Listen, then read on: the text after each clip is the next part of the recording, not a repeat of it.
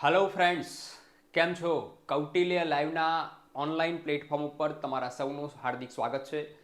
મિત્રો, કોન્સ્ટેબલ ખાખી અને ખાખી મેળવવા માટે, ખાખી પ્રાપ્ત કરવા માટે, ખાખી સુધી પહોંચવા માટે આપણે સૌથી અગત્યનો વિષય બંધારણ અને બંધારણની test series, online test series એ આપણે ચલાવીએ છીએ. મિત્રો, 4 ટેસ્ટ સિરીઝ આપણે પૂર્ણ કરેલી છે અને ખૂબ જ અગત્યના પ્રશ્નોની આપણે ચર્ચા કરી છે. મિત્રો, આજે આપણે જે પ્રશ્નોની ચર્ચા કરવાની છે, બંધારણના પ્રશ્નોની ચર્ચા કરવાની છે, એ એવા પ્રશ્નોની ચર્ચા કરવાની છે કે અગાઉની છેલ્લા 4 વર્ષની પરીક્ષામાં એ પૂછાયેલા પ્રશ્નો છે. બરાબર છે? અગાઉની પરીક્ષામાં જે બંધારણના પૂછાયેલા જે પ્રશ્નો છે એ પ્રશ્નો જે છે એ આ લેક્ચરમાં આપણે કવર કરવાના છે. આ ટેસ્ટ સિરીઝમાં આપણે કવર કરવાના છીએ. મિત્રો, બંધારણ એ ખૂબ જ અગત્યનો વિષય છે. કોન્સ્ટેબલમાં 30 માર્ક્સનું ગુણભાર છે બંધારણનું, એટલે એના ઉપરથી તમે સમજી શકો કે કેટલો અગત્યનો વિષય છે બંધારણ. બરાબર? મિત્રો, બંધારણ જે છે એમાં મોટાભાગે કોઈ પણ પરીક્ષા હોય એ કોઈ પણ પરીક્ષામાં 20 થી 25% પ્રશ્નો એવા હોય છે કે એ અગાઉની પરીક્ષાના પૂછાયેલા રિપીટ પ્રશ્નો હોય છે. જો આપણે એ પ્રશ્નો ઉપર ધ્યાન આપીએ તો આપણા ઘણા ખરા પ્રશ્નો એ બેઠા પૂછાતા હોય છે. એટલે આજે કૌટિલ્ય લાઈવના પ્લેટફોર્મ ઉપર હું લઈને આવ્યો છું અગાઉની 4 વર્ષની પરીક્ષામાં 2021 થી 2024ની જે પરીક્ષાઓ થઈ, સ્પર્ધાત્મક પરીક્ષાઓ, એમાં સુપર ક્લાસ 3 લેવલે જે પ્રશ્નો પૂછાયેલા છે માત્ર બંધારણના, એ પ્રશ્નો લઈને આજે આવ્યો છું અને એની ચર્ચા આજે આપણે કરવાના છે. મિત્રો, ખાખી તો પાકી જ છે, સમજી લેજો. આપણું ટાઇટલ જ છે ખાખી તો પાકી છે, એટલે આત્મવિશ્વાસ સાથે આપણે આગળ વધવાનું છે અને આ પ્રશ્નોની ચર્ચા કરતા કરતા પ્રશ્નો સમજવાના પણ છે. તો ચાલો મિત્રો, પ્રશ્નોની ચર્ચા કરતા કરતા આપણે પ્રશ્નો સમજવાનો પ્રયત્ન કરીએ. બરાબર? જોઈએ, પ્રશ્ન તરફ આપણે જઈએ. પહેલો પ્રશ્ન, ભારતીય બંધારણના મૂળભૂત ઉદ્દેશો અને હેતુઓનો સમાવેશ ક્યાં કરેલ છે? એટલે બંધારણનો એવો કયો પાર્ટ છે કે જ્યાં આગળ ઉદ્દેશો અને હેતુઓનો સમાવેશ કરેલો છે? મિત્રો, કોમેન્ટ બોક્સમાં તમારા જવાબ આવવા જોઈએ.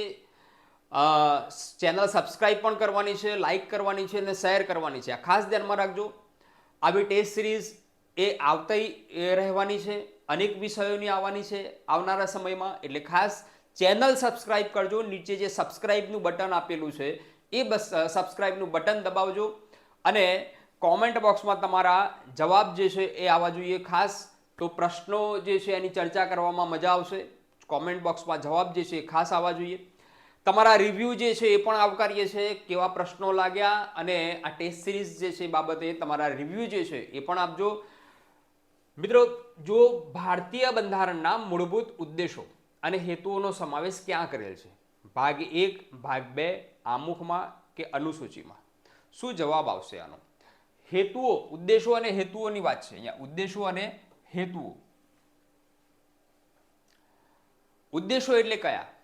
ભારતના બંધારણના જે ઉદ્દેશો જે છે એ કયા? તો બિન સાંપ્રદાયિકતા, સમાજવાદ, આ બધા શબ્દો જે છે તમે સાંભળ્યા હશે. બિન સાંપ્રદાયિકતા છે, સમાજવાદ છે, બરાબર છે, આ બધા શબ્દો જે છે તમે સાંભળ્યા હશે. એ આપણા બંધારણના ઉદ્દેશો છે. બરાબર? સમાનતા, ન્યાય, આ પણ તમે શબ્દો સાંભળ્યા હશે ક્યાંક ને ક્યાંક. કયા પાર્ટમાં સાંભળ્યા છે મેં તમને આ હિન્ટ આપી. શું આવશે મિત્રો? આમાં જવાબ આવશે આપણો આમુખ. આમુખ જે છે, બંધારણનું આમુખ. અગાઉના ટેસ્ટ સિરીઝમાં આપણે ઉદ્દેશ પ્રસ્તાવની વાત કરી હતી. 13 ડિસેમ્બર 1946ના રોજ ઉદ્દેશ પ્રસ્તાવ જવાહરલાલ નહેરુ દ્વારા એ પ્રસ્તુત થયો હતો બંધારણ સભામાં, અને એ જ ઉદ્દેશ પ્રસ્તાવ આગળ જતા બંધારણનું આમુખ બન્યો. એ આમુખ જે છે એ આમુખમાં બંધારણના ઉદ્દેશો અને હેતુઓનો સમાવેશ કરવામાં આવેલો છે. બરાબર છે? આ બંધારણનો આમુખ એટલે બંધારણની પ્રસ્તાવના એને બંધારણનો આમુખ તરીકે ઓળખવામાં આવશે. એ બંધારણનો કોઈ ભાગ નથી, કોઈ આર્ટિકલ હેઠળ આવતું નથી, પણ માત્ર ને માત્ર બંધારણની પ્રસ્તાવના છે. આ ખાસ ધ્યાનમાં રાખજો. બરાબર છે? ક્લિયર? આની આપણે અગાઉના ટેસ્ટમાં પણ આમુખ જે છે એના વિશે જુદા જુદા નેતાઓ દ્વારા જે વિધાનો કહેવામાં આવ્યા છે એની ચર્ચા કરી ચૂક્યા છે. અગાઉના ટેસ્ટ સિરીઝ જે છે એ જેને ન જોયું હોય તે ખાસ જોઈ લેજો. જોઈએ નેક્સ્ટ ક્વેશ્ચન તરફ.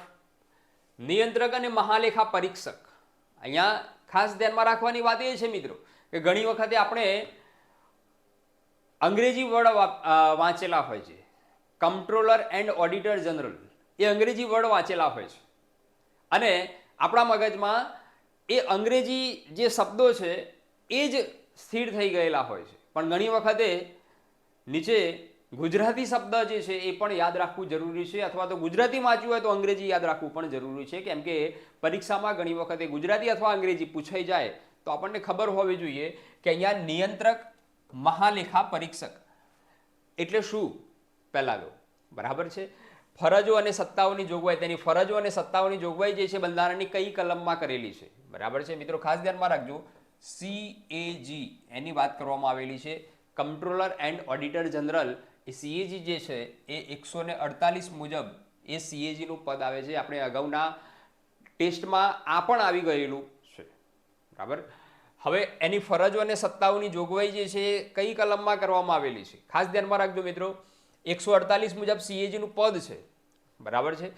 ઓપ્શન છે કલમ 146, 159, 149 અને કલમ 124. મિત્રો ખાસ ધ્યાનમાં રાખજો, અહીંયા 124 જે છે એ તો સર્વોચ્ચ ન્યાયાલયની વાત આવી તો એ તો આવશે જ નહીં, એટલે આ નીકળી ગયું. બરાબર. અહીંયા 146, 159 એટલે બધે સુધી અહીંયા CAG ની વાત કરવામાં આવેલી નથી. બરાબર. અહીંયા નજીક કયું છે? 148 જે છે એટલે નજીક કયું છે? તો નજીક જે છે 149. એટલે આપણે એ ઓપ્શન પહેલો વિચારવો પડે. ઘણી વખતે આપણને ખોટા ઓપ્શન જો શોધવામાં આવે તો સાચો જવાબ આપણને આપોઆપ મળી જતો હોય છે. એટલે ખાસ ધ્યાનમાં રાખો, કલમ 149 જે છે એમાં CAG ની એટલે કે નિયંત્રક મહાલેખા પરીક્ષકની ફરજો અને સત્તાઓની જોગવાઈ કરવામાં આવેલી છે. ક્લિયર? જોઈએ નેક્સ્ટ ક્વેશ્ચન. મતદાર યાદી. અહીંયા મતદાર યાદીની વાત આવી છે. થોડુંક અહીંયા પૂછાયેલો પ્રશ્ન છે આ. મતદાર યાદીમાંથી નામ કમી કરવા માટે કયું ફોર્મ ભરવાનું હોય છે? બરાબર. મતદાર યાદીમાંથી નામ કમી કરવા માટે ઇલેક્શન કમિશનર, અહીં ઇલેક્શન કમિશન, કેન્દ્રીય ઇલેક્શન કમિશન જે છે એની વાત અહીંયા આવેલી છે. સાહેબ આ તો ફોર્મની વાત છે, વહીવટી કામગીરીની વાત છે, તો એ પણ તૈયાર કરવું પડે. હા, એ પણ તૈયાર કરવું પડે મિત્રો. અહીંયા આ પ્રશ્ન જે છે પૂછાઈ ગયેલો છે પરીક્ષામાં. બરાબર છે? અને વર્ગ 3માં જ પૂછાયેલો પ્રશ્ન છે આ. એટલે ખાસ ધ્યાનમાં રાખજો, આ ચૂંટણી કમિશનરને લગતો પ્રશ્ન છે. ચૂંટણી કમિશન જે છે કેન્દ્રીય ચૂંટણી કમિશન, બરાબર, એને લગતો આ પ્રશ્ન છે. એટલે તૈયાર તો કરવું જ પડે, ધ્યાન તો રાખવું જ પડે. બરાબર. એટલે ખાસ ધ્યાનમાં રાખો કયું ફોર્મ ભરવાનું હોય છે. મતદાર યાદીમાંથી નામ કમી કરવાની વાત છે મિત્રો. નામ કમી કરવાની વાત આવે એટલે 7, ફોર્મ નંબર 7 જે છે તમારે ધ્યાનમાં રાખવાનું છે. નામ કમી કરવાની વાત આવે ત્યારે. બરાબર છે? હવે આવો જ એક પ્રશ્ન એ બીજો પૂછાયેલો છે કે મતદાર યાદીમાં પ્રથમ વખત નામ દાખલ કરવા કયું ફોર્મ ભરવાનું હોય છે? દાખલ, પેલું નામ કમી કરવા માટેનું હતું. બરાબર છે? અહીંયા શું છે? તો નામ દાખલ કરવા માટેની વાત છે. તો કયું ફોર્મ ભરવાનું? બંને પ્રશ્નો પૂછાયેલા છે પરીક્ષામાં, બંને પ્રશ્નો. એટલે ખાસ ધ્યાનમાં રાખજો. અહીંયા આ કમી કરવા માટે ફોર્મ નંબર 7 જોયું તો અહીંયા ફોર્મ દાખલ કરવા માટે ફોર્મ નંબર 6 આવશે. એટલે 6 અને 7, 6 જે છે દાખલ કરવા માટે અને 7 જે છે કમી કરવા માટે. 6 દાખલ કરવા માટે અને 7 કમી કરવા માટે. ખાસ ધ્યાનમાં રાખવા જેવી બાબત. બંને પ્રશ્નો વર્ગ 3ની પરીક્ષામાં પૂછાયેલા પ્રશ્નો છે. ક્લિયર? ઓકે. કોમેન્ટ બોક્સમાં જવાબ જે છે આપતા રહેજો. ચેનલ જે છે સબસ્ક્રાઇબ કરજો મિત્રો. ખાસ ધ્યાનમાં રાખજો. જોઈએ નેક્સ્ટ ક્વેશ્ચન. નાણાં વિધેયકોની વ્યાખ્યા. નાણાં વિધેયક જે સંસદમાં જે જુદા જુદા વિધેયક રજૂ થતા હોય છે એમાં નાણાં વિધેયક છે. બરાબર. નાણાં વિધેયકની વ્યાખ્યા જે છે બંધારણની કઈ કલમમાં આપવામાં આવેલી છે? નાણાં વિધેયકની વાત કરવામાં આવેલી છે અહીંયા. બરાબર. ખાસ ધ્યાનમાં રાખજો. નાણાં વિધેયક શેમાં આપવામાં આવેલી છે? બરાબર. 111, 110, 108, 114 શું આવશે આમાં? બરાબર મિત્રો. 110 કલમ જે છે, 110 શું આવશે એમાં? 110 આર્ટિકલ 110 જે છે એમાં નાણાં વિધેયકની વ્યાખ્યા આપવામાં આવેલી છે કે ભાઈ નાણાં વિધેયક કોને કહેવાય. બરાબર છે. સંસદમાં રજૂ થતા જુદા જુદા વિધેયક છે. નાણાં વિધેયક છે, નાણાકીય વિધેયક છે, બંધારણીય સુધારા વિધેયક છે, સામાન્ય વિધેયક હોય છે. એમાં નાણાં વિધેયક એટલે શું? તો સરકાર જે છે એને સંચિત નિધિમાંથી નાણાં ઉપાડવા હોય એની જોગવાઈ કરતું વિધેયક એ એટલે નાણાં વિધેયક. બરાબર છે. સિમ્પલ ભાષામાં કહીએ તો એક ઔપચારિક પ્રોસેસ છે કે સરકારને જુદી જુદી યોજનાઓ પ્રત્યે નાણાં વાપરવા છે અને સંચિત નિધિમાંથી નાણાં ઉપાડવાના છે તો સંસદની પરમિશન જોઈએ. તો એને એ રજૂ કરતું બિલ એટલે નાણાં વિધેયક. તો 110 કલમ નંબર. ક્લિયર? જોઈએ નેક્સ્ટ ક્વેશ્ચન.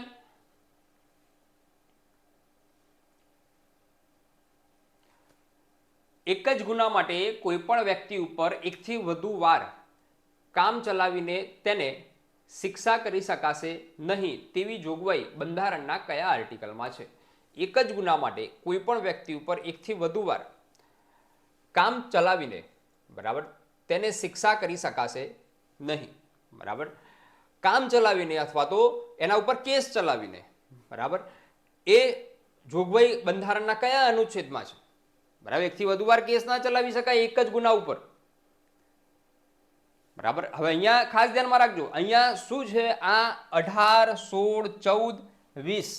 હવે અહીંયા જે છે આ તમે અહીંયા કલમ નંબર જોશો તો એ બધા જ મૂળભૂત અધિકારોની બાબત છે. મૂળભૂત અધિકારોની બાબત. ક્લિયર? આ ખાસ ધ્યાનમાં રાખજો, મૂળભૂત અધિકારોની બાબત છે. અને અનુચ્છેદ 20 જે છે એ એમ કે છે કે એક જ ગુના માટે વ્યક્તિને એકથી વધુ વાર સજા કરી શકાય નહીં. બરાબર છે, આ ખાસ ધ્યાનમાં રાખજો. અનુચ્છેદ 20 મૂળભૂત અધિકારો ભાગ 3 એમાં આ જોગવાઈ કરવામાં આવેલી છે. ક્લિયર? અગત્યની બાબત આ. જોઈએ નેક્સ્ટ ક્વેશ્ચન. સંસદની કઈ નાણાં સમિતિમાં રાજ્યસભાના સભ્ય એ સામેલ કરવામાં આવતા નથી? અહીંયા સમિતિઓની વાત આવેલી છે. સંસદની કઈ સમિતિમાં, સંસદની કઈ નાણાં સમિતિમાં રાજ્યસભાના સભ્ય, મિત્રો સંસદીય સમિતિઓ હોય એમાં કેટલીક સમિતિ એવી છે કે જે લોકસભા અને રાજ્યસભા, કેટલાક લોકસભાના સભ્યો હોય અને કેટલાક રાજ્યસભાના સભ્યો હોય. એમાં લોકસભાના વધારે હોય કેમ કે લોકસભાની સભ્ય સંખ્યા વધારે છે એટલા માટે. લોકસભા અને રાજ્યસભા બંનેની સંયુક્ત સમિતિ હોય. બરાબર, અને કેટલીક સમિતિ એવી હોય કે એમાં માત્ર લોકસભાના જ સભ્યો હોય. તેમાં નાણાં સમિતિ જે હોય, કઈ નાણાં સમિતિ છે જેમાં રાજ્યસભાના સભ્યો હોતા નથી, માત્ર લોકસભાના જ સભ્યો હોય છે? એવી કઈ સમિતિ છે? જાહેર સાહસોની સમિતિ, જાહેર હિસાબ સમિતિ, અંદાજ સમિતિ કે કોઈ પણ નહીં? શું જવાબ આવશે મિત્રો? કોમેન્ટ બોક્સમાં તમારો જવાબ જે છે આવો જોઈએ. ખાસ ધ્યાનમાં રાખજો, કોમેન્ટ બોક્સમાં કોમેન્ટ કરતા રહેજો. જવાબ જે છે આવો જોઈએ. જાહેર સાહસોની સમિતિ, જાહેર હિસાબ સમિતિ, અંદાજ સમિતિ કે એક પણ નહીં? કઈ સમિતિ આવશે? બરાબર છે મિત્રો, આનો જવાબ જે છે એ આપણે અગાઉ જોયું હતું કે જ્યારે બજેટ રજૂ થાય એ વખતે એક અંદાજ સમિતિ જે છે એ જે પાછલા વર્ષના જે નાણાં કેન્દ્ર સરકાર દ્વારા ખર્ચાયેલા છે એનો એક રિપોર્ટ તૈયાર કરતું હોય છે. બરાબર છે, અને હવે પછી જે બજેટ આવવાનું હોય એના માટે એક અંદાજ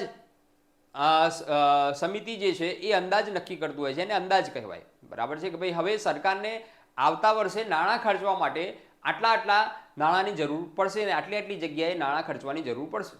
તો એને એ સમિતિ જે છે એ અંદાજ સમિતિ છે. બરાબર, આનો જવાબ આવશે અંદાજ સમિતિ. આમાં માત્ર લોકસભાના જ સભ્યો હોય, રાજ્યસભાના સભ્યો હોતા નથી, લોકસભાના જ સભ્યો હોય. બરાબર છે, આમાં જાહેર સાહસો અને જાહેર હિસાબ સમિતિ જે છે એમાં રાજ્યસભા અને લોકસભા બંનેના સભ્યો હોય. ટોટલ 22 સભ્યો જેટલા સભ્યો જે છે આ બંનેમાં હોય, પણ બંનેના સભ્યો હોય, બંને ગૃહના. જ્યારે અંદાજ સમિતિ જે છે એ માત્ર ને માત્ર લોકસભાના સભ્યોની બનેલી હોય છે. ક્લિયર? કેમ કે નાણાં વિધેયક ઉપર રાજ્યસભાની કોઈ સત્તા હોતી નથી, એ અગાઉ આપણે જોઈ ચૂક્યા છીએ એટલા માટે. ક્લિયર? નેક્સ્ટ, વિનિયોગ વિધેયકની જોગવાઈ બંધારણની કઈ કલમમાં કરવામાં આવેલી છે? વિનિયોગ વિધેયકની જોગવાઈ જે છે એ બંધારણની કઈ કલમમાં એ કરવામાં આવેલી છે. વિનિયોગ વિધેયક બજેટ વિનિયોગ વિધેયક જે છે એની જોગવાઈ જે છે બંધારણની કઈ કલમમાં કરવામાં આવેલી છે મિત્રો? અનુચ્છેદ કલમ 127, કલમ 266, કલમ 114, કલમ 101. શેની કઈ કલમ અહીંયા આવશે? વિનિયોગ વિધેયક. બરાબર છે, ખાસ ધ્યાનમાં રાખજો. આનો જવાબ આવશે કલમ 114. બરાબર છે. વિનિયોગ વિધેયક જે છે એ પણ નાણાં વિધેયક આપણે જોયું એવું છે અહીંયા કે કેન્દ્ર સરકારને સંચિત નિધિમાંથી નાણાં ઉપાડવા હોય તો વિનિયોગ વિધેયક જે છે રજૂ કરતું હોય છે અને એક પ્રકારની નાણાં ઉપાડવાની પરમિશન છે. બરાબર છે, ઔપચારિક પરમિશન છે. એ અનુચ્છેદ કલમ જે છે 114 મુજબ વિનિયોગ વિધેયકની જોગવાઈ એ બંધારણને અનુચ્છેદ 114માં કરવામાં આવેલી છે. ક્લિયર? જોઈએ નેક્સ્ટ. નાણાં ખરડાને રજૂ કરતા પહેલા કોની પૂર્વ મંજૂરી લેવી આવશ્યક છે? નાણાં ખરડાને મંજૂરી રજૂ કરતા પહેલા, બરાબર છે, કોની મંજૂરી લેવી જરૂરી છે? પહેલા તો નાણાં ખરડાને ક્યાં રજૂ કરાય? તો માત્ર લોકસભામાં. માત્ર લોકસભામાં રજૂ કરતા પહેલા મંજૂરી કોની લેવી પડે? બરાબર છે, તો લોકસભાના અધ્યક્ષની લેવી પડે, રાષ્ટ્રપતિની લેવી પડે, નાણામંત્રીની લેવી પડે કે અંદાજ સમિતિની લેવી પડે? શું આવશે? બરાબર, એકદમ કોમન પ્રશ્ન છે મિત્રો આ. રાષ્ટ્રપતિની પરમિશનથી નાણાં વિધેયક જે છે એ માત્ર લોકસભામાં રજૂ થાય છે.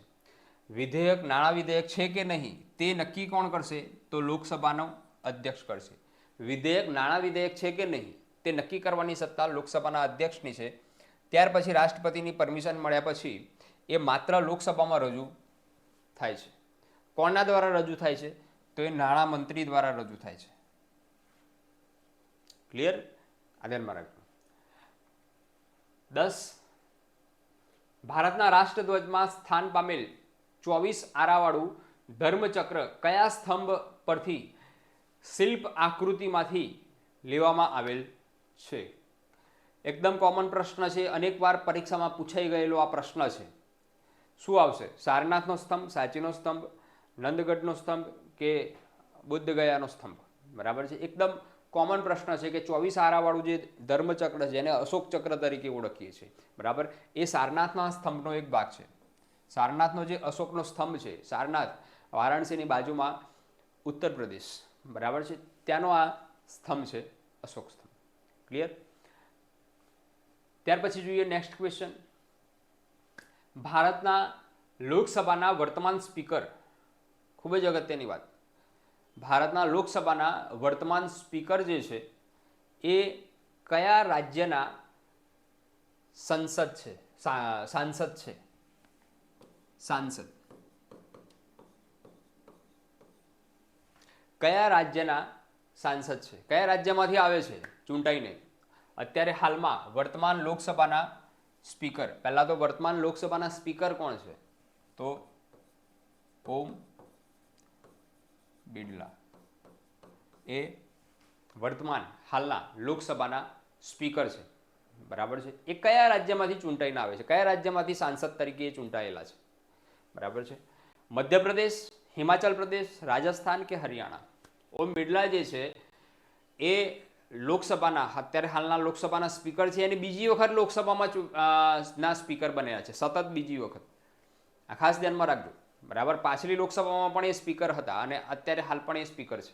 બરાબર છે, કયા રાજ્ય સાથે સંબંધ ધરાવે છે? શું આવશે મિત્રો? ઓમ બિરલા જે છે એ રાજસ્થાનમાંથી આવે છે, કોટા. રાજસ્થાનના કોટામાંથી એ ચૂંટાઈને આવેલા સાંસદ છે ઓમ બિરલા, જે અત્યારે હાલમાં સ્પીકર છે. ક્લિયર? ત્યાર પછીનો પ્રશ્ન, જાહેર નોકરીમાં સમાનતા અંગે બંધારણના કયા આર્ટિકલમાં ઉલ્લેખ કરવામાં આવેલો છે? એટલે અહીંયા સમાનતાનો મૂળભૂત અધિકારની વાત કરવામાં આવેલી છે. સમાનતાનો મૂળભૂત અધિકાર એટલે અહીંયા મૂળભૂત અધિકારની કલમ આવી છે. જાહેર નોકરીઓમાં સૌને સમાનતા, બરાબર, સૌને સમાન તક, બરાબર છે, એનો ઉલ્લેખ બંધારણના કયા આર્ટિકલમાં કરવામાં આવેલો છે? 17, 16, 20 કે 18? 20 તો આપણે હમણાં જ જોયું એટલે આ તો આવશે જ નહીં. ક્લિયર? એટલે આ ત્રણમાં આપણે વિચારવાનું રહે છે. બરાબર, ખાસ ધ્યાનમાં રાખજો. 17 જે છે, 17 એ અસ્પૃશ્યતા નિવારણ આવશે. અસ્પૃશ્યતા નિવારણ 17, બરાબર છે.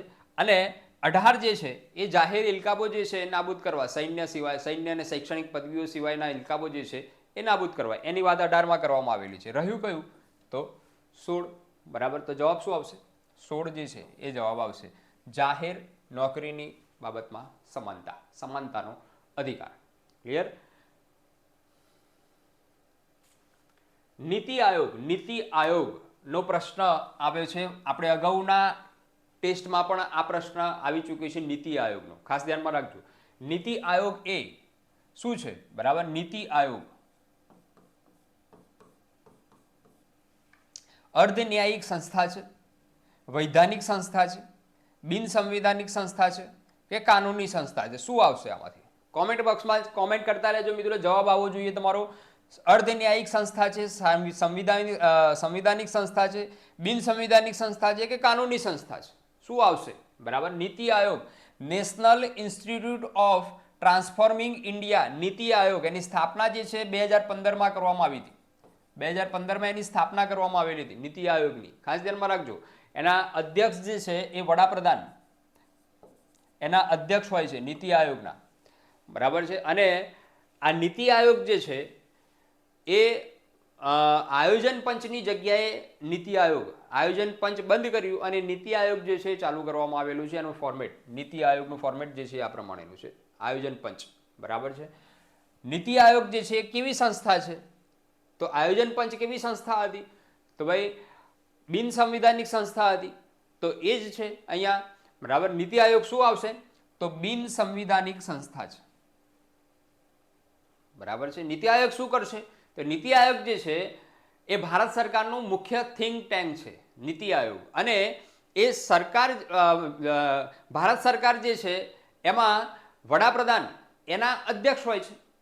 અને નીતિ આયોગ કયું કામ કરશે?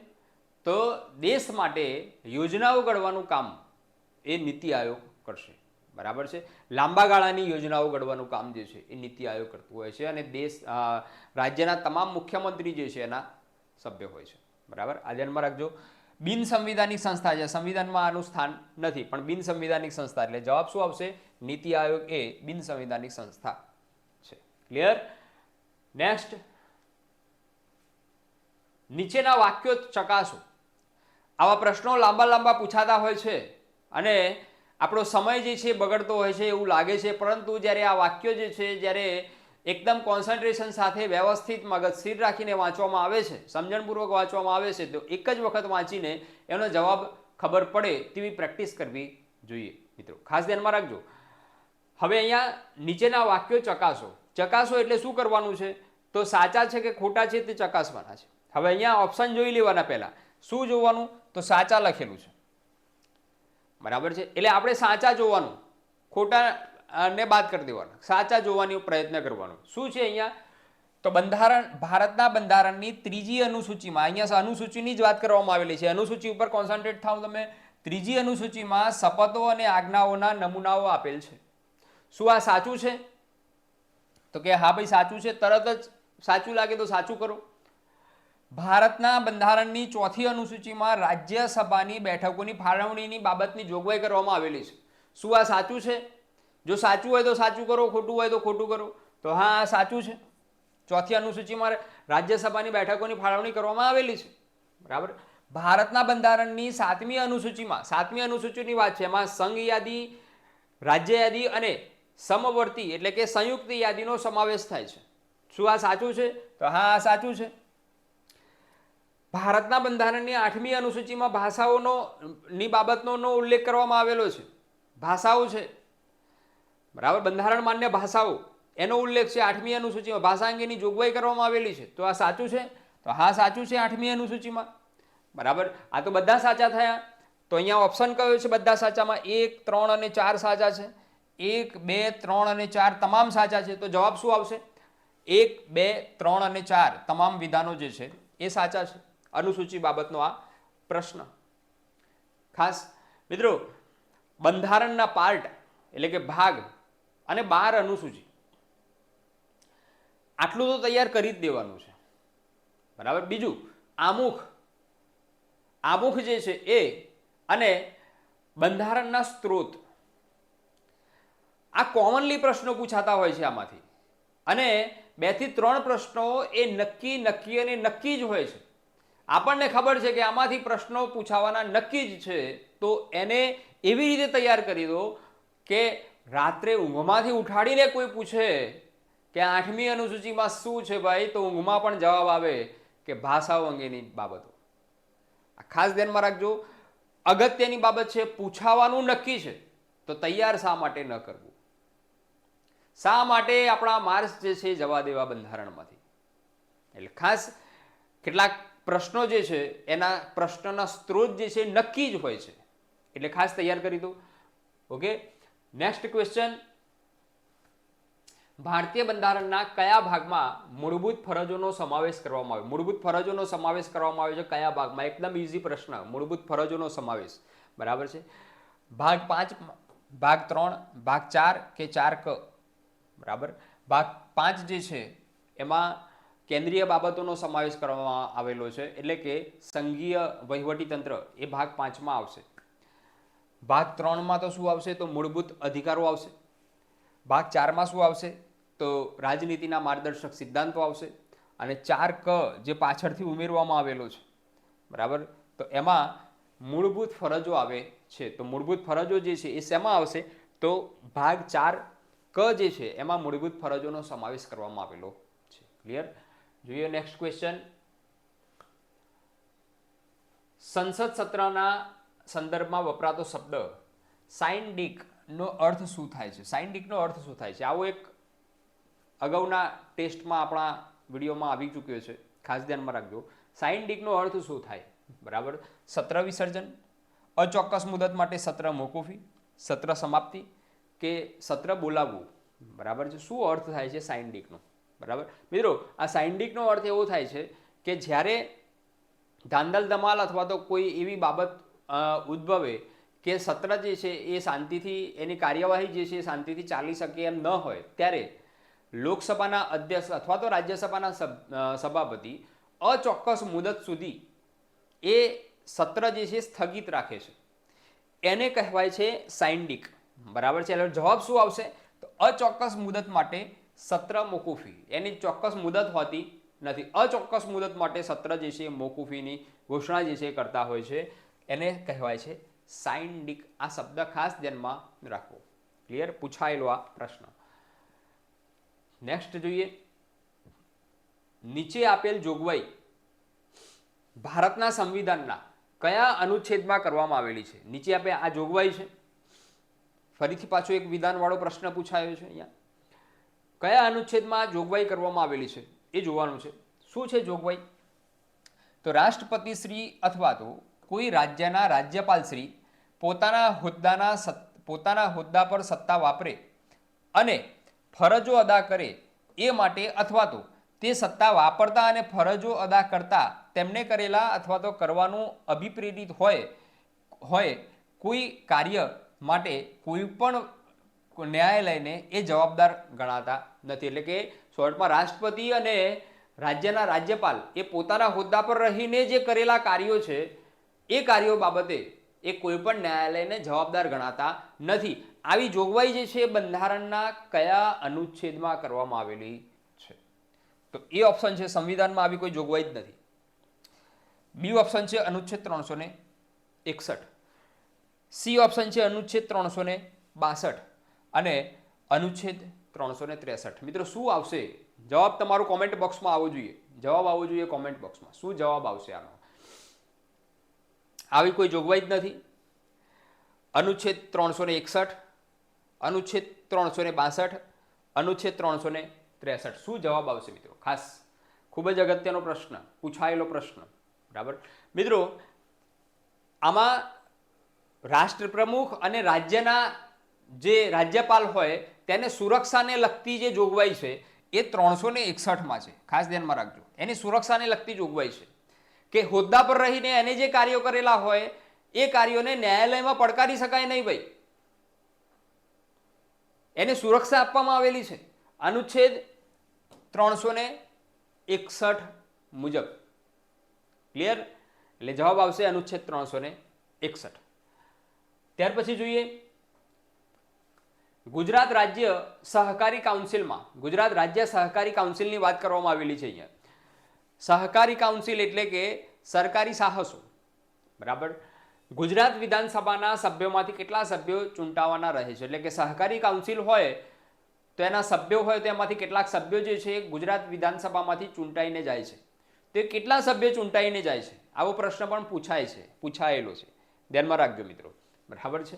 એટલે અહીંયા શું જવાબ છે, ઓપ્શન શું છે, 3, 5, 7 કે આપેલ પૈકી એક પણ નહીં. મિત્રો હવે ધ્યાનમાં રાખજો, ગુજરાત સહકારી કાઉન્સિલ જે છે એ સરકારી સાહસ છે અને એના સભ્યો એ ગુજરાત વિધાનસભામાંથી 3 હોય છે. 3 સભ્યો જે છે વિધાનસભામાંથી ચૂંટાઈને ત્યાં આગળ જાય છે કાઉન્સિલમાં, સહકારી કાઉન્સિલમાં, બરાબર. આ ખાસ ધ્યાનમાં રાખવાનું. ત્યાર પછી જોઈએ નેક્સ્ટ ક્વેશ્ચન, 19 નંબરનો પ્રશ્ન. 15માં નાણાપંચની ભલામણો, અહીંયા નાણાપંચની વાત આવી. 15માં નાણાપંચની ભલામણોનો સમયગાળો જે છે કેટલો છે? 15મી નાણાપંચ, 15મું નાણાપંચ જે છે એનો સમયગાળો જે છે એ કેટલો છે? પહેલાં તો નાણાપંચ જે છે એ વાત આપણે આગળ કરી ચૂક્યા છે. નાણાપંચ એ કેન્દ્રીય નાણાપંચ જે છે એ રાજ્ય સરકારો અને કેન્દ્ર સરકાર વચ્ચે નાણાંની વહેંચણી કરવાનું કામ એ નાણાપંચ કરે છે. એક સલાહકારી સંસ્થા છે, બરાબર છે. એટલે એ નાણાપંચની વાત છે અહીંયા, કેન્દ્રીય નાણાપંચ. એમાં 15મું નાણાપંચ, એના અધ્યક્ષ N.K. સિંઘ એના અધ્યક્ષ હતા, બરાબર છે. N.K. સિંઘ 15માં નાણાપંચના, બરાબર. એનો સમયગાળો જે છે એ કેટલો છે, બરાબર છે. હવે ઓપ્શન છે 2022-23 થી 26-27, 19-20 થી 23-24, 20-21 થી 24-25 કે 21-22 થી 25-26, બરાબર છે. એટલે અહીંયા ખાસ ધ્યાનમાં રાખજો, એનો સમયગાળો જે છે એ 21-22 થી માંડીને 25-26 સુધીનો એનો સમયગાળો કયા નાણાપંચનો? તો 15માં નાણાપંચનો આ સમયગાળો છે. ક્લિયર? 2026 સુધી એની ભલામણોનો અમલ થશે. 15મું નાણાપંચ.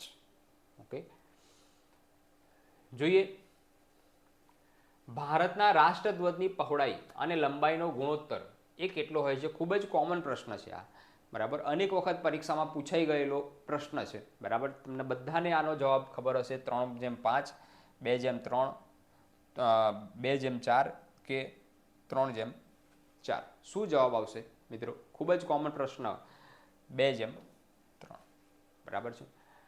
ત્યાર પછી જોઈએ ભારતીય સંવિધાનના કયા અનુચ્છેદમાં અસ્પૃશ્યતા નાબૂદી સંબંધિત જોગવાઈ? આ પ્રશ્ન પણ કોમન છે અને અનેક વખત પરીક્ષામાં પૂછાયેલો છે, એટલે ખાસ ધ્યાનમાં રાખજો. અસ્પૃશ્યતા નાબૂદીની વાત આવે એટલે તમારે સીધું જ અનુચ્છેદ 17 જ વિચારવાનું. અનુચ્છેદ 17, અસ્પૃશ્ય નાબૂદી જે છે એની વાત અનુચ્છેદ 17માં કરવામાં આવેલી છે. ખાસ ધ્યાનમાં રાખજો, અસ્પૃશ્યતા નાબૂદી અનુચ્છેદ 17માં કરવામાં આવેલી છે અને એ સજાને પાત્ર જોગવાઈ પણ કરવામાં આવેલી છે. ક્લિયર? ત્યાર પછી જોઈએ નેક્સ્ટ ક્વેશ્ચન, નીચે આપેલ વિધાન ચકાસો. ફરીથી પાછા વિધાનો જે છે ચકાસવાના છે. અહીંયા શું ચકાસવાનું છે? સાચું, સાચું, સાચું, સાચા, સાચા તપાસવાના છે. બંધારણની 9મી અનુસૂચિમાં પક્ષ પલટાને કારણે ગેરલાયક અંગેની જોગવાઈઓ જે છે જણાવેલ છે. બંધારણની 9મી અનુસૂચિની વાત કરવામાં આવેલી છે. ફરતી પાછી અનુસૂચિ જે છે વિચારવાની છે, બરાબર છે. ખાસ ધ્યાનમાં રાખજો, બંધારણની 9મી અનુસૂચિમાં પક્ષ પલટાને કારણે ગેરલાયક અંગેની જોગવાઈઓ જણાવેલ છે. શું આ સાચું છે? ના ભાઈ, આ સાચું નથી.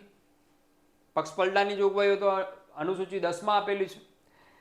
બંધારણની 12મી અનુસૂચિમાં શહેર યોજના, નગર યોજના, આર્થિક અને સામાજિક વિકાસ માટેની યોજના જેવી બાબતોનો ઉલ્લેખ કરવામાં આવેલો છે 12મી અનુસૂચિમાં. એટલે નગરપાલિકાનો ઉલ્લેખ જે છે 12મી અનુસૂચિમાં છે, તો હા સાચું છે, બરાબર. હવે અહીંયા શું ઓપ્શન જુઓ તમે, પહેલું સાચું છે અને બીજું ખોટું છે, બરાબર છે. માત્ર એક સાચું છે, માત્ર બે સાચું છે, 1 અને 2 બંને સાચા છે, 1 અને 2 બંને સાચા નથી. શું જવાબ આવશે મિત્રો? ખાલી 2 સાચું છે અહીંયા, બરાબર. તો જવાબ શું આવશે? તો માત્ર 2 જ વિધાન એ સાચું છે, એ જવાબ આવશે. ક્લિયર? આવા લાંબા પ્રશ્નોની પ્રેક્ટિસ એ સૌથી વધારે કરવી પડશે. કોન્સ્ટેબલમાં 200 માર્ક્સનું પેપર છે અને ટાઈમ જે છે એ પણ 2 કલાકનો ટાઈમ છે. એટલે ખાસ ધ્યાનમાં રાખજો, અહીંયા લાંબા પ્રશ્નોની પ્રેક્ટિસ એ ખાસ થવી જોઈએ. ક્લિયર મિત્રો? હવે પરીક્ષામાં પ્રશ્નો જે છે આવા લાંબા વિધાનોવાળા પૂછાતા જ હોય છે. વર્ગ 3ની પરીક્ષાઓમાં પણ યુપીએસસી ટાઈપના પ્રશ્નો પૂછાયેલા છે ભૂતકાળમાં, તમને બધાને ખબર હશે જો પેપર સોલ્વ કર્યું હશે તો. યુપીએસસીના પ્રશ્નો વર્ગ 3માં પૂછાયેલા છે અને વર્ગ 3ની પણ છેલ્લી પોસ્ટ ઉપર યુપીએસસીના પ્રશ્નો મૂકેલા છે. એટલે ખાસ ધ્યાનમાં રાખજો કે વિધાનોવાળા પ્રશ્નોની પ્રેક્ટિસ એ વધુમાં વધુ થવી જોઈએ. ખાસ જોઈએ ભારતની રાજવિત્તીય નીતિ એટલે કે ફિસ્કલ પોલિસી નીચેના પૈકી કોણ બનાવે છે? રાજવિત્તીય નીતિ જે છે એ કોણ બનાવે છે? આયોજન પંચ બનાવે છે, નાણાં મંત્રાલય ભારત સરકાર બનાવે છે, નાણાં પંચ બનાવે છે કે reserve bank of India RBI બનાવે છે? હમણાં જ મેં તમને વાત કરી નાણાં પંચની જે વાત કરી હતી, બરાબર છે. અહીંયા રાજવિત્તીય નીતિની વાત છે. કોણ બનાવશે? તો મિત્રો નાણાં મંત્રાલય ભારત સરકાર જે છે એ નીતિ બનાવે છે, પણ સલાહકારી સંસ્થા કઈ છે? તો નાણાં પંચ. એટલે નાણાં પંચની ભલામણોના આધારે આ રાજવિત્તીય નીતિ જે છે નાણાં મંત્રાલય જે છે બનાવતું હોય છે. આપણે હમણાં અગાઉના પ્રશ્નમાં આ ચર્ચા કરી ચૂક્યા છે. ક્લિયર? ખાસ ધ્યાનમાં રાખજો. ત્યાર પછી ગોવાની સ્વતંત્રતા અને રાજ્યના દરજ્જા સંબંધમાં નીચેના વિધાનોની સત્યતા તપાસો. અહીંયા ગોવાની વાત કરવામાં આવેલી છે. મિત્રો ગોવા જે છે એ જ્યારે દેશ આઝાદ થયો એ વખતે પોર્ટુગીઝોના આધિપત્ય નીચે હતું. પોર્ટુગીઝો, બરાબર છે. પોર્ટુગીઝોના આધિપત્ય નીચે ગોવા હતું અને પછી એના ઉપર સૈન્ય કાર્યવાહી કરવામાં આવી હતી અને સૈન્ય કાર્યવાહી કર્યા પછી ગોવા જે છે એને ભારતમાં સામેલ કરવામાં આવ્યું, કેન્દ્ર શાસિત પ્રદેશ બનાવવામાં આવ્યો અને પછી પાછળથી આને રાજ્યને દરજ્જો આપ્યો હતો. બરાબર. હવે અહીંયા વિધાનો ચકાસવાના છે. ભારત સરકારે માર્ચ 1966માં ગોવા ઉપર આક્રમણ કરી ગોવા જીતી લીધું હતું. શું આ વિધાન સાચું છે? 1966ની વાત કરવામાં આવેલી છે. ભારત સરકારે માર્ચ 1966માં ગોવા ઉપર આક્રમણ કરીને ગોવા જીત્યું છે. આક્રમણ કરીને ગોવા જીત્યું એ વાત સાચી છે, સૈન્ય કાર્યવાહી કરી, પણ શું 1966માં કરી હતી? ના, એ કાર્યવાહી જે છે 1961માં કરી હતી. બરાબર. એટલે આ વિધાન જે છે એ ખોટું છે, પહેલું વિધાન. બરાબર. સન 1990માં ગોવાને રાજ્યનો દરજ્જો મળ્યો. શું આ વિધાન સાચું છે? રાજ્યનો દરજ્જોની વાત છે, રાજ્યના દરજ્જા મળે એની વાત છે. બરાબર. એ સાચું છે. 1990ની વાત કરવામાં આવેલી છે. શું લાગે છે ને? જોરદાર પ્રશ્ન. આપણી તૈયારી અહીંયા કેટલી બાકી છે એ અહીંયાથી ખબર પડે છે મિત્રો.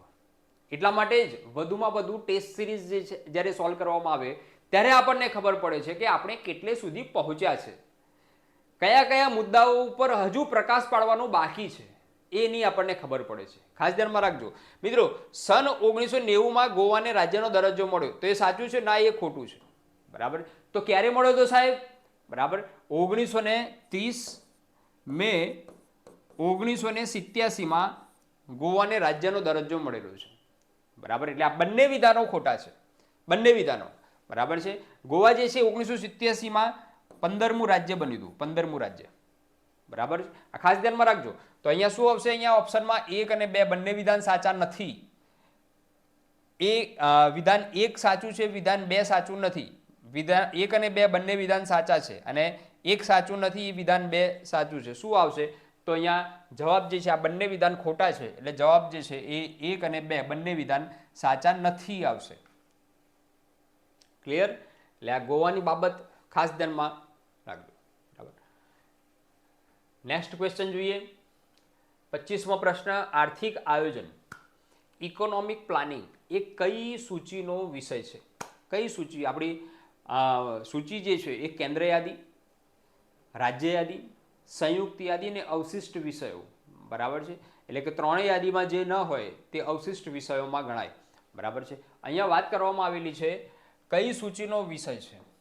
કેન્દ્ર યાદીનો વિષય છે, રાજ્ય યાદીનો વિષય છે, સમવર્તી યાદી છે કે એક પણ નહીં? બરાબર, કઈ યાદીનો વિષય આવશે મિત્રો? હવે આર્થિક આયોજન જે છે, આર્થિક આયોજન એ રાજ્ય સરકાર પણ કરે છે અને કેન્દ્ર સરકાર પણ કરે છે. કેન્દ્રમાં પણ આયોજન પંચ હોય છે અને રાજ્યમાંનું આયોજન પંચ અલગ હોય છે. એટલે રાજ્ય જે છે, રાજ્ય સરકાર જે છે, ટેક્સ પેટે જે રકમ આવે છે એ રકમને પ્રજામાં કેવી રીતે વાપરવી તેનું આયોજન રાજ્ય સરકાર પણ કરે છે પોતાની રીતે. રાજ્ય સરકાર પણ વિધાનસભામાં એ બજેટ રજૂ કરાવે છે અને પોતાની રીતે જે છે નાણાં વાપરતી હોય છે. એટલે અને કેન્દ્ર સરકારમાં પણ એવી રીતે હોય છે. એટલે અહીંયા સીધી બાબત છે કે આ આર્થિક આયોજન જે છે એ આર્થિક આયોજન એ સમવર્તી એટલે કે સંયુક્ત યાદીનો વિષય, સંયુક્ત યાદીનો આ વિષય છે. સમવર્તી યાદી, સંયુક્ત યાદીનો વિષય છે આર્થિક આયોજન, ઇકોનોમિક પ્લાનિંગ. ખાસ ધ્યાનમાં રાખવા જેવી બાબત. ક્લિયર? જોઈએ નેક્સ્ટ ક્વેશ્ચન. 26મો પ્રશ્ન. ભારતના અનુચ્છેદ 101 ની જોગવાઈ પ્રમાણે જો સંસદના બેમાંથી કોઈ એક ગૃહના સભ્ય એટલે કે રાજ્યસભા અથવા તો લોકસભાના સભ્ય ગૃહની પરવાનગી લીધા સિવાય તેની તમામ બેઠકોમાં થઈને કેટલા દિવસની મુદત સુધી ગેરહાજર રહે તો ગૃહ તેની બેઠક ખાલી પડી હોવાનું જાહેર કરી શકશે. એટલે કે ગૃહનો કોઈ સભ્ય એટલે રાજ્યસભા અથવા તો લોકસભાનો સંસદનો કોઈ સભ્ય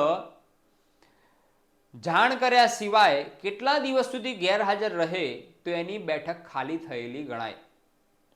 કેટલા દિવસ સુધી ગેરહાજર રહે? સતત 90 દિવસ સુધી, 120 દિવસ સુધી, 30 દિવસ સુધી કે 60 દિવસ સુધી? મિત્રો ગૃહનો નિયમ, સંસદનો નિયમ જે છે શું છે? તો સંસદનો કોઈ સભ્ય જે છે એ સતત 60 દિવસ સુધી ગેરહાજર રહે જાણ કર્યા વગર તો એ બેઠક ખાલી થયેલી ગણાય છે. આ ખાસ ધ્યાનમાં રાખવું. આનો જવાબ જે છે આવશે 60 દિવસ સુધી. જો ગેરહાજર રહે તો બેઠક જે છે ખાલી થયેલી ગણાય છે.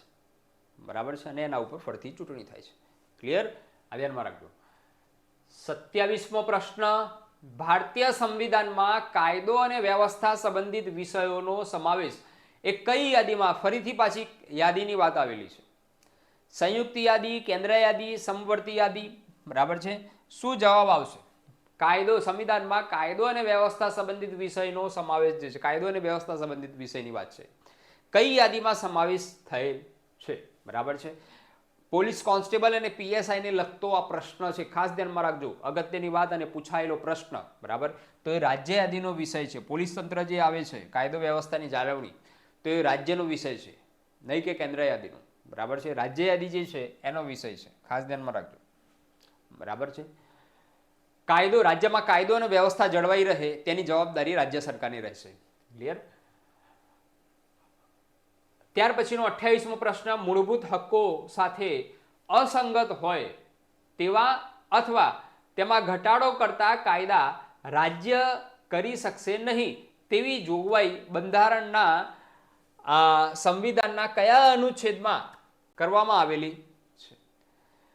કયા અનુચ્છેદમાં એવી જોગવાઈ કરવામાં આવેલી છે કે ભાઈ મૂળભૂત હક્કો જે છે, મૂળભૂત હક્કોમાં ઘટાડો કરી શકે તેવી કોઈ પણ જોગવાઈ કોઈ પણ બાબતે કાયદો ઘડી શકે નહીં સંસદ. બરાબર? એટલે શોર્ટમાં કહેવાનો મતલબ એ છે આનો કે રાજ્ય એવો કોઈ કાયદો ન ઘડી શકે કે જે મૂળભૂત અધિકારો ઉપર તરાપ મારતો હોય. એવી જોગવાઈ એ બંધારણના કયા અનુચ્છેદમાં છે? અનુચ્છેદ 13, અનુચ્છેદ 12, અનુચ્છેદ 16 કે સંવિધાનમાં આવી કોઈ જોગવાઈ જ નથી ભાઈ? શું લાગે છે? કોમેન્ટ બોક્સમાં તમારા જવાબ આવવા જોઈએ મિત્રો. અનુચ્છેદ 16 જે છે એ જાહેર રોજગારીની બાબતમાં સમાનતા, એ આપણે અગાઉ જોયું આ જ ટેસ્ટ સિરીઝમાં, એટલે આ તો આવશે જ નહીં. બરાબર? આવી કોઈ જોગવાઈ નથી, ના છે એવી જોગવાઈ. બરાબર? એટલે આ પણ નહીં આવે. બરાબર? એટલે બે તો નીકળી ગયા. બીજું અનુચ્છેદ 12 જે છે, અનુચ્છેદ 12 એમાં રાજ્યની વ્યાખ્યા આપવામાં આવેલી છે. રાજ્યની વ્યાખ્યા એ અનુચ્છેદ 12 માં આપવામાં આવેલી છે. ખાસ ધ્યાનમાં રાખજો. રાજ્યની વ્યાખ્યા છે એટલે આ નીકળી ગયું. બરાબર? તો જવાબ શું આવશે? અનુચ્છેદ 13. અનુચ્છેદ 13 માં એવી જોગવાઈ કરવામાં આવેલી છે કે રાજ્ય એવો કોઈ કાયદો નહીં ઘડી શકે કે જે મૂળભૂત અધિકારોનું હનન કરતો હોય, એને મૂળભૂત અધિકારો જે છે એમાં ઘટાડો કરતો હોય એવી કોઈ કાયદો અથવા તો જોગવાઈ લાવી શકશે નહીં.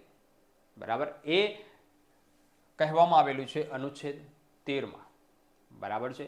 એટલે 13.1 અને 13.2 મુજબ એને કોઈપણ નાગરિકને, ભારતના કોઈપણ નાગરિકને પોતાના મૂળભૂત હકોના રક્ષણ કરવાની એક હથિયાર જે છે આપેલું છે, ન્યાયાલયમાં જવાનું હથિયાર આપેલું છે. ખાસ ધ્યાનમાં રાખજો, બરાબર.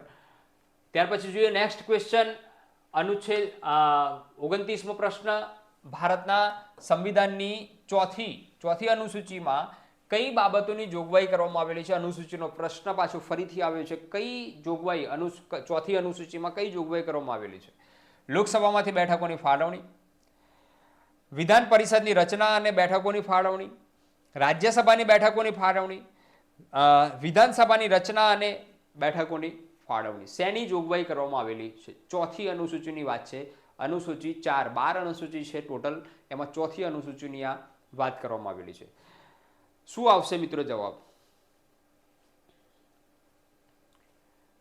મિત્રો આનો જવાબ આવશે રાજ્યસભામાંની બેઠકોની ફાળવણી. આપણે અગાઉના પ્રશ્નમાં આ ચર્ચા કરી, બરાબર. ફરીથી અહીંયા પૂછાયેલો પ્રશ્ન હતો એટલે અહીંયા પ્રશ્ન જે છે એ આવે છે રાજ્યસભાની બેઠકોની ફાળવણી જે છે એ અનુસૂચિ 4માં, ચોથી અનુસૂચિમાં જોવા મળશે, બરાબર. નેક્સ્ટ ક્વેશ્ચન, નીચેના વાક્યો ચકાસો. ફરીથી પાછો વિધાનો વાળો પ્રશ્ન મિત્રો, ખાસ નીચેના વાક્યો ચકાસો. રાજ્યમાં મુખ્યમંત્રીને રાજ્યપાલ નિમશે. રાજ્યના મુખ્યમંત્રીની નિમણૂક કોણ કરશે? તો રાજ્યપાલ. અને મુખ્યમંત્રીની સલાહથી રાજ્યપાલ બીજા મંત્રીઓની નિમણૂક કરશે. શું આ સાચું છે? તો હા સાચું છે, સાચું છે. આ મુખ્યમંત્રીની નિમણૂક જે છે રાજ્યમાં જે પક્ષને બહુમતી મળે તે પક્ષનો વડો એને રાજ્યપાલ જે છે મુખ્યમંત્રી તરીકે શપથ લેવડાવે છે, એટલે મુખ્યમંત્રી બનાવે છે. અને પછી મુખ્યમંત્રી જે છે એની સલાહથી રાજ્યપાલ અન્ય મંત્રીઓની નિમણૂક કરે છે, બરાબર છે. તો એ સાચું છે. મુખ્યમંત્રી સહિત મંત્રીઓની કુલ સંખ્યા વિધાનસભાના સભ્યોના કુલ 20% કરતાં વધવી ન જોઈએ. તો આ સાચું છે? તો ના, એ સાચું નથી, બરાબર. કેમ સાચું નથી? તો અહીંયા 20 નહીં પરંતુ 15%થી વધુ આવે, બરાબર છે. 15% આવશે, 20 નહીં. 15%થી વધુ ન હોવી જોઈએ એવું આવશે, બરાબર છે. એટલે આનો જવાબ શું આવશે? બરાબર, આનો જવાબ જે છે માત્ર વાક્ય 1 યોગ્ય છે. બાકી બીજું વિધાન જે છે એ અયોગ્ય છે, બરાબર છે, અયોગ્ય છે. એટલે આનો જવાબ આવશે માત્ર વિધાન 1 જે છે એ યોગ્ય છે. ક્લિયર મિત્રો? આપણે જોયા આ 30 પ્રશ્નો અગત્યના અને કોન્સ્ટેબલ માટે, ખાખી માટે ખૂબ જ અગત્યનું બંધારણનો વિષય, અને એ બંધારણના અગાઉની પરીક્ષામાં જે પૂછાયેલા પ્રશ્નો છે એની ચર્ચા આપણે કરી. નેક્સ્ટ ટેસ્ટમાં આપણે હજુ વધુ પ્રશ્નોની ચર્ચા કરશું, પૂછાયેલા જ પ્રશ્નોની ચર્ચા હજુ કરશું, અને વધુમાં વધુ વિધાનોવાળા જે પ્રશ્નો આવે એની પ્રેક્ટિસ આપણે કરવાના છે. ચેનલને સબસ્ક્રાઇબ કરજો મિત્રો, લાઈક કરજો અને શેર પણ કરજો. નેક્સ્ટ ટેસ્ટમાં ફરીથી મળીશું. જય હિન્દ, જય ભારત.